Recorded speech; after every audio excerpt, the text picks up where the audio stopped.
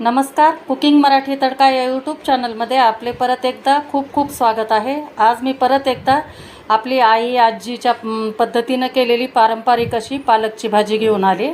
त्यासाठी आपण एक जुडी पालक अशी फ्रेश धुवून कट करून घेतलेली आहे। सोबत तुरीची डाळ आहे अर्धी वाटी, 4 चमचे बेसन पीठ आहे, थोडे कच्चे शेंगदाणे आणि टोमॅटो घेतलेले आहे। तर आपण आता हे सर्व धुवून घेणार आहे डाळ वगैरे। तर कुकरमध्ये लावणार आहे आता ही भाजी आपण। तर सगळ्यात अगोदर कुकरमध्ये ही धुतलेली आपण भाजी टाकून घेऊ आणि याच्यानंतर भाजी टाकल्यानंतर आपण कच्चे टोमॅटो आहे, एक गावरान टोमॅटो घेतलेला आहे, थोडासा आंबूसपणा येतो त्यामुळे। नंतर कच्चे शेंगदाणे छान लागतात त्याच्यामुळे कच्चे शेंगदाणे टाकलेत आणि तुरीची डाळ पण टाकून घेतली चांगली धुवून। नंतर आपल्याला याच्यामध्ये हळद टाकायची आहे थोडीशी आणि नंतर याच्यामध्ये आपल्याला शिजण्यापुरतं पाणी टाकायचं, 1 ते 1.5 ग्लास पाणी टाकायचं आणि कुकरच्या 3 शिट्ट्या करून घ्यायच्या आहेत। छान एकदम मंद गॅसवर 3 शिट्ट्या करून घ्यायच्यात, म्हणजे जास्त पण आपल्याला गाळ करायची नाही, त्याच्यामुळे मंद गॅसवर करून घ्यायचे।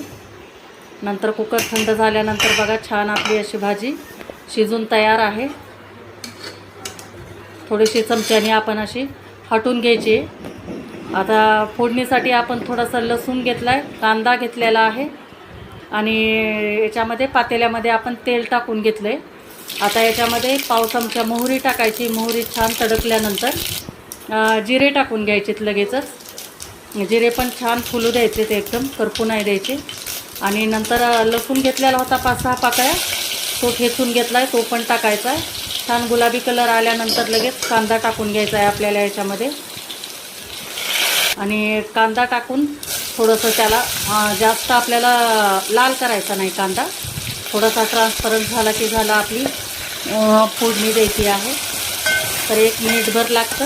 अशा पद्धतीनं भाजी एकदम साध्या पद्धतीनं करून घ्यायची आणि तोपर्यंत आपण इकडं जे थोडासा गरम मसाला टाकला आहे, नंतर लाल तिखट टाकलेला आहे आणि नंतर थोडीशी हळद पण टाकली आणि छान मिक्स करून घ्यायची। आणि आता आपण हे भाजी जी हटून घेतली त्याच्यात बेसन पीठ 4 चमचे घेतलेले आहेत, ते टाकून हटून घ्यायची। बेसन पिठामुळे काय होतं की म्हणजे पालक भाजी आणि डाळ अशी वेगळी होती ना, त्याच्यामुळे बेसन पिठामुळे छान अशी मिळून येते, त्यामुळे गरम याच्यामध्येच आपण हे हटून घेणार आहेत चांगली एकजीव। बघा किती सुंदर कलर आलेला आहे आणि फोडणी न देता जरी आपण अशी खाल्ली तरी पण छान लागते। थोडीशी गरम केल्यानंतर खायला घेतल्यानंतर एकदम मस्त लागते, तडका द्यायची गरज नाही। तर आता आपण ही भाजी फोडणीमध्ये टाकून घेतली आणि छान मिक्स करून घ्यायचं आहे आणि थोडंसं आणखी अर्धा ग्लास आपल्याला पाणी वाढवायचं आहे, कारण बेसन पीठ शिजणार आहे आणि चवीनुसार मीठ टाकायचं आहे आणि चांगली उकळी काढून घ्यायची। मैत्रिणींनो, तुम्ही अशा पद्धतीने एकदम साध्या पद्धतीनं तुम्ही पालक भाजी करून बघा, एकदम भन्नाट चव लागते। तर कशी वाटली मैत्रिणी तुम्हाला ही माझी रेसिपी नक्की मला कमेंट करून सांगा। बघा आता उकळी पण आलेली आहे।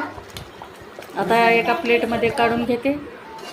ही भाजी भाकरी, भात, चपाती याच्यासोबत एकदम छान लागते। व्हिडिओ आवडला असेल तर व्हिडिओला लाईक करा, जास्तीत जास्त शेअर करा आणि चॅनलला नवीन असाल तर सबस्क्राईब करा। थँक्यू।